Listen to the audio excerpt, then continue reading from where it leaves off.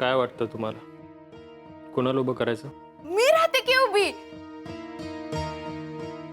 कलाताई नाही, इशे कसं आहे, घरच्या सुनाला जर उभं केलं आई साहेबांनी तर लोक बी खुश होतील.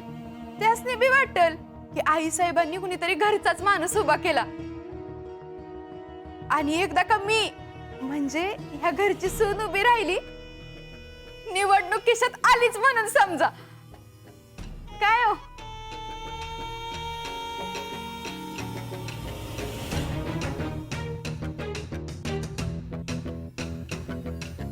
काय वाटतंय आईसे?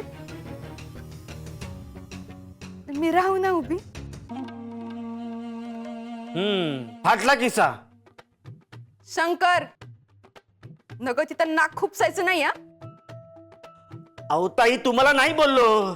मगाशी भवानीच्या माणसाने मला हाणला ना, तेव्हा गडबडीत मागचा किस्सा फाटला. आण घेऊन सांगतो, सहज खिशात हात घालायला गेलो होतो तर भस्कन खाली केला. ऐक. हा बस बस, उगाच भरमसाठ बोलायची गरज नाही. आई साहेब सांगा ना, मी राहू का उभी?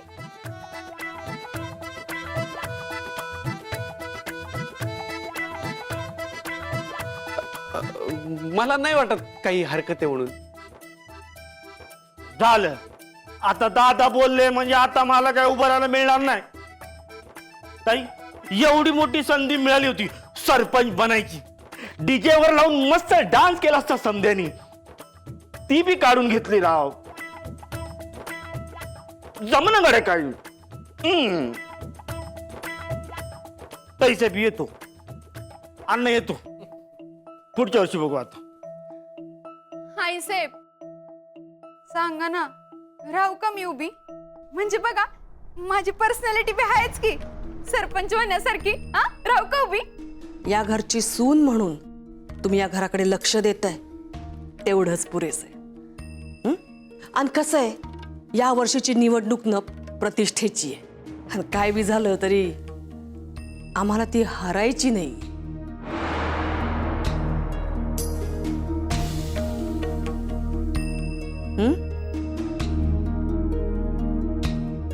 आपण किती बी ठरवलं तरी यंदाची निवडणूक बिनविरोध होणं जरा अवघडच वाटायलंय. त्यासाठी आपल्याला आत्तापासूनच तयारीला लागायला हवं. अविनाशराव, जरा वस्त्यांमध्ये जाऊन लोकांच्या भेटीगाठी करायला सुरुवात करा. हे काम तुमच्याकडे लागलं. वय. आणि हे बघा अविनाश, एक भी कसर सोडू नका. त्या वस्त्या म्हणजे आपला बाले किल्ला आहे. आपल्या संघाला सगळ्यात जास्त पुरवठा तिकडनंच होतोय, एवढं मात्र ध्यानात ठेवा. वय अण्णा. ही बघा चिचुंद्री.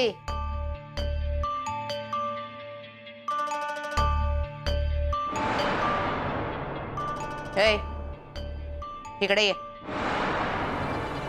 इकडे ये. तिथं उभं राहून काय ऐकते ग? इकडे ये.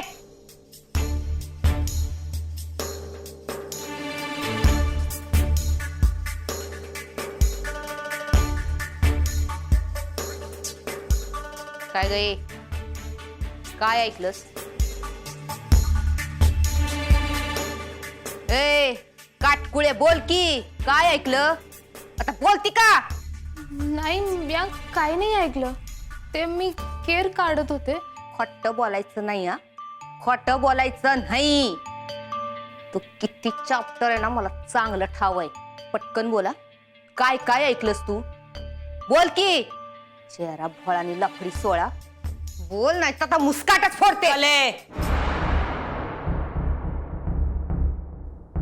नक्षत्रा, आईसाहेब, मी खरंच सांगते, मी माझं काम करत होते. ते आतल्या बोळातला कचरा झाला होता काढून, आता इथं काढायचा होता इथला. तुम्ही समजे इथं होता म्हणून मी थांबले तिथेच. आहा! तू बोलली आणि आम्ही विश्वास ठेवायचा होय? आम्ही इथं उभं हाव हे माहित असून बी तू इथं यायची हिम्मत केली? हे बघ ये, जर आम्हाला कळलं की तू हितली सगळी माहिती भवानीला पुरवतीयस तर मग तू हायस आणि मी हाय. नाही बोलणार ती.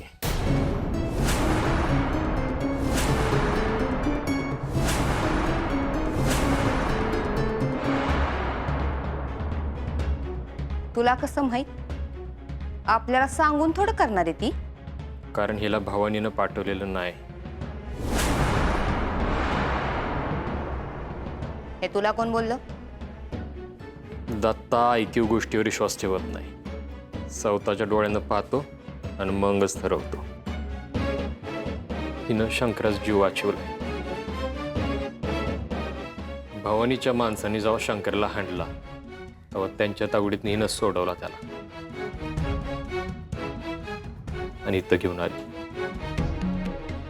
जर हिला भवानीनं धाडला असता तर वाड्यावर परत यायची हिंमत झाली असती का हिची?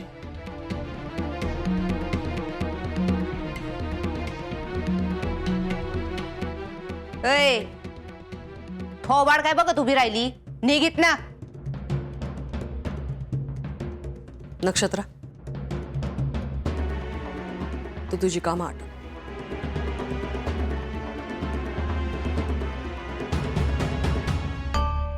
एकदा का घरचे बाहेर गेले की हिची चांगली बिन पाण्यानं उतरवते.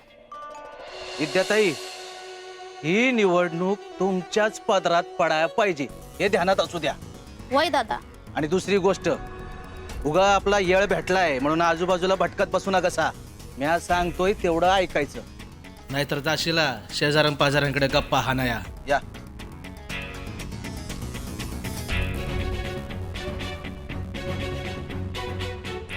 आणि पोस्टर बनवाय की वय, त्यावर विद्याताईंचा फोटो टाकायचा.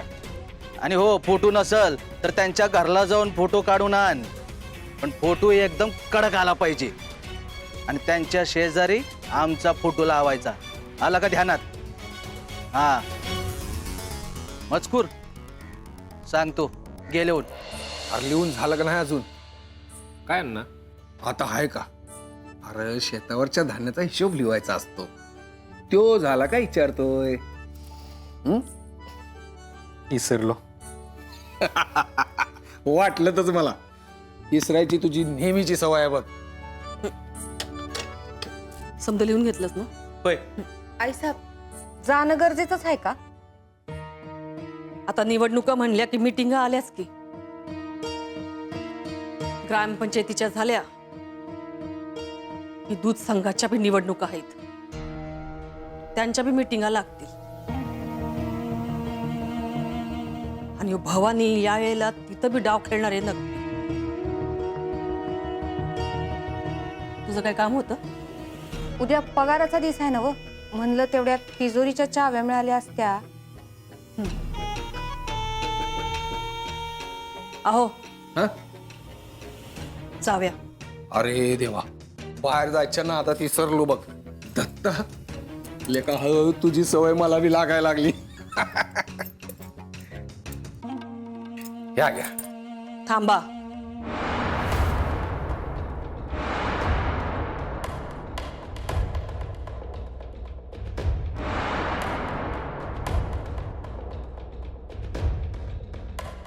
नक्षत्रा, हाय साहेब. या चाव्या तुझ्याकडे ठेव.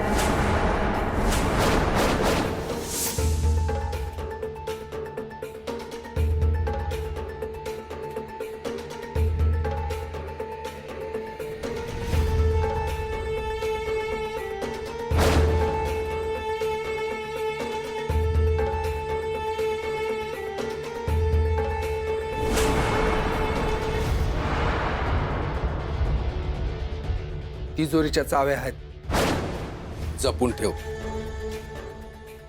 आणि खोलीची साफसफाई बी करून घे. आव, पर ह्या चाव्या मला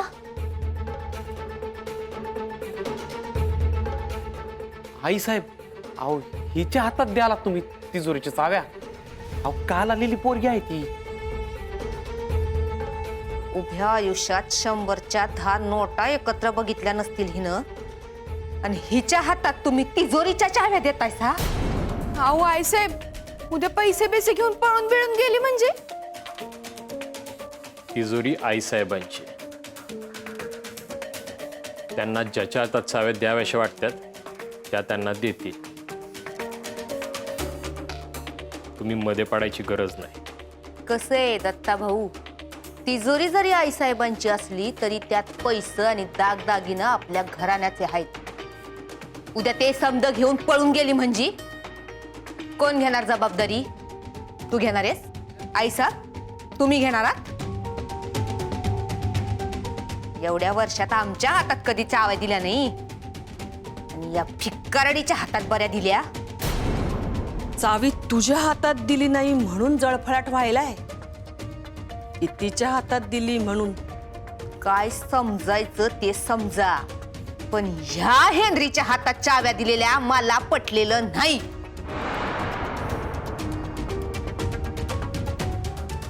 चाव्या नक्षत्राकडेच राहतील.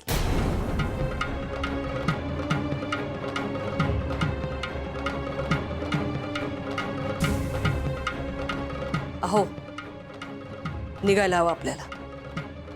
अविनाशराव, तुमचं हिकडचं आटपलं की या ऑफिसला. वय घे.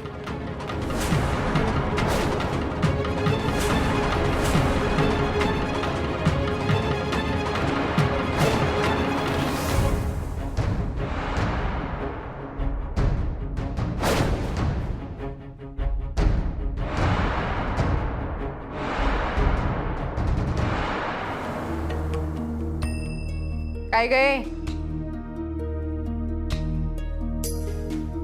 ते चाव्या घेऊन काय करणार आहेस? आण त्या इकडं. तुझी लायकी आहे का ह्या वाड्यातल्या तिजोरीच्या चाव्या घ्यायची? आण इकडं चाव्या आण. मला असं वाटतं हिलानं जादूटोना येत असणार. त्याच्याशिवाय आई साहेब काल आलेल्या पोरीसाठी एवढं बी काही करणार नाही. लई मेजास वाढायला लागली हिची. ही अशी ऐकणार नाही. चाव्या द्यायच्या गपचूप, नाही तर असं थोबाड फोडीन की थोबाड दाखवायच्या लायकीची राहणार नाहीस. भिकारडे तुझ्या हातात शोभतात तरी काय चाव्या? ह्या काढून चाव्या.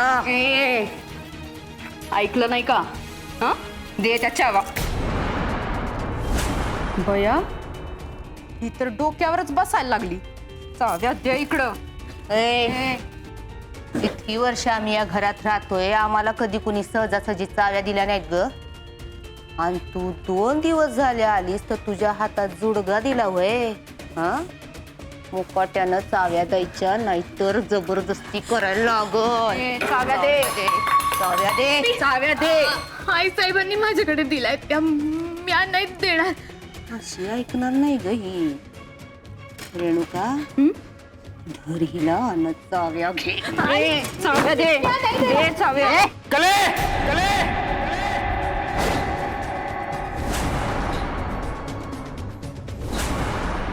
आई साहेबांच्या निर्णयासंग छेडछाड करायची नाही. या चाव्या हिच्याकडेच राहत्याला. असं आहे व्हय? ह्या पोरीची घरात राहायची बी लायकी नव्हती तरी घरात राहू दिलं. आम्ही काय बी बोललो नाही. आणि आता आई साहेबांनी तिच्या हातात चाव्या देऊन आम्हाला आमची जागा दाखवून दिली. उद्या प्रॉपर्टीतला हिस्सा बी देतील. आई साहेबांनी कोणाला काय द्यायचं ह्यो त्यांचा प्रश्न आहे. त्यांनी दिलेला शब्द आणि वस्तू यावर त्याच माणसाचा अधिकार राहील ज्याला ते दिलंय. असं बरोबर आहे की मग? हं?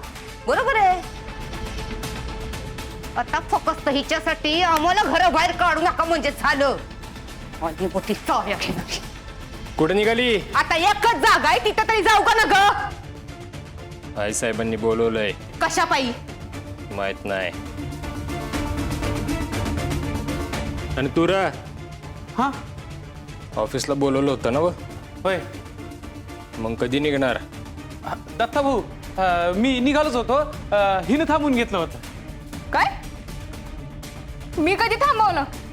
नाही नाही दत्ता भाऊ, मी नाही थांबवलं. हेच इथे येऊन थांबले. मी खरं सांगतो, मी नाही थांबवलं ह्यासनी. हे काय निघालोच आहे, पोचतोच म्हणजे जातोच आहे. तुम्हासनी बी कुठे यायचंय का? नाही नाही, मी कशाला कुठे येते? मी इथं ठीक आहे, मी आहे की. तुम्ही जावा, तुम्ही जावा.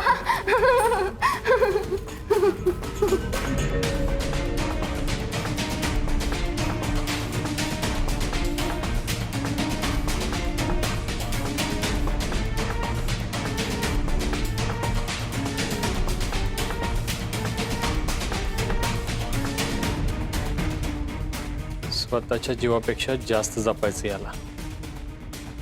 आलं नाव ध्यानात? हो दत्तासाहेब. आईसाहेबांची खुर्ची रोज व्यवस्थित पुसायची.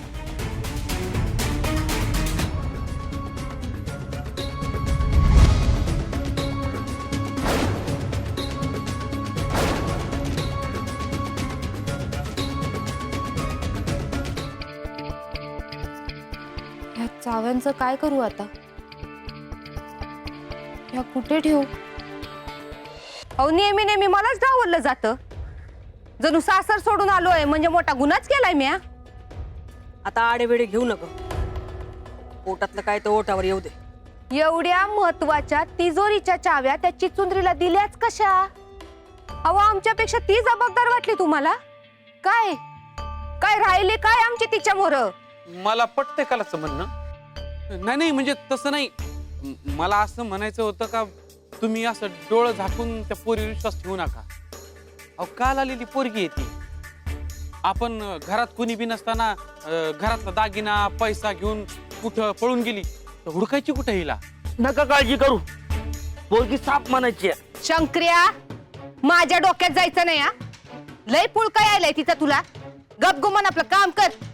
अरे शंकर, तू कशाला तिकडे लक्ष देतोय? चल तिकडे गोण्या लावून ठेव. तुम्हाला परत एकदा सांगतोय मी, त्या पोरीला डोक्यावर बसवू नका. कले, तुला मगाशीच बोललोय, चाव्या कुठं आणि कोणाकडे द्यायच्या हे आईसाहेब ठरवतील. तिजोरी त्यांची आहे. दत्ता, तिला उगा काही बोलू नकस. कले हे समजा तुमचंच आहे ना.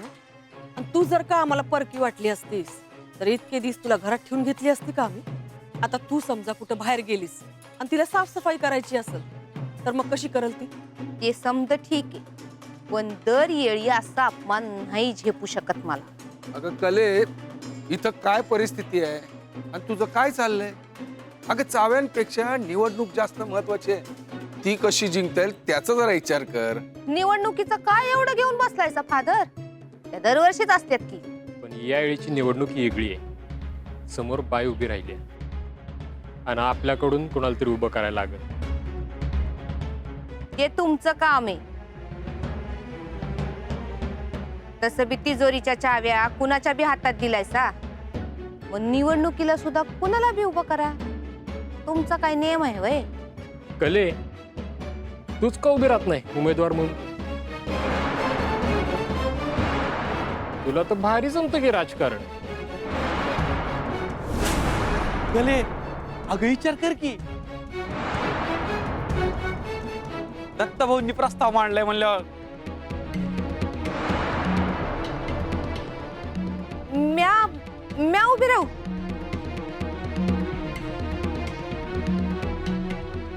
राहतोय की, राहतोय उभी. बघाच म्हणजे असं चितपट करतो त्या भवानीला. पुण्यांदा माझ्या मोर तोंड दाखवायचा नाही. हा काय तो चेहरा फुललाय. इलेक्शनचा इशय निघाल्यापासून डोक्यात समदाराकडे मांडून झालेले दिसतात. ए, असं काय बी नाही. हा आत्ता ध्यानात आलाय मला इजा डाव. आता मी आणि काय केलं? आईसाहेब, हिलाच उभं राहायचं होतं वाटतं. म्हणून हिनच सांगितलं असणार भवानीला बाईला उभं कर म्हणून. असं काय बी नाही. हा त्या भवानी वाचून माझं काही खेटर अडत नाही.